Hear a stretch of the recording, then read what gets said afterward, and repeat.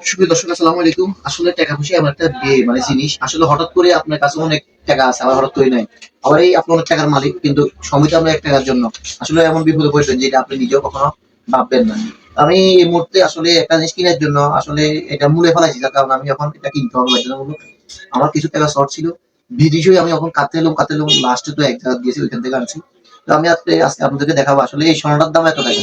মূলত দেখেন, তো এই স্বর্ণটা আসলে মূলত ওনাকে জিজ্ঞেস করছি কত টাকা দিয়ে বানাইছেন, উনি বলছে এটা দিয়ে বানাইছে মাত্র এই 8,000 টাকা দিয়ে। আজকে আমার কাছে বিক্রি করছে এই স্বর্ণটা মূলত এই 37,000 37,000 টাকা। তাহলে চিন্তা করেন, 8,000 টাকার জিনিস মাত্র 4 বছরে এই 36,000 টাকা বিক্রি করছে। তার মানে ডবল, আপনার 5-6 ডবল আপনার বেশি বিক্রি করছে। তো এই জন্য বলে সবাই বলে যে কি স্বর্ণ এগুলো আসলে কিনলে এগুলো আসলে উপকৃত এবং কি এটা খাঁটি, এ বাস্তব।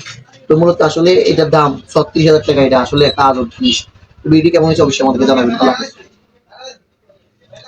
এগুলো স্বর্ণ তাবিজ, আগে মানুষ এগুলো ব্যবহার করতো, এখন মানুষে আপডেট হয়ে গেছে দিনের সাথে সাথে, যার কারণে এখন তাবিজ ব্যবহার করে না, এখন ব্যবহার করে আপনার গলার চেন, গলার হার। আসলে দিন যাওয়ার সাথে সাথে মানুষের অনেক পরিবর্তন, আরো পরিবর্তন হবে।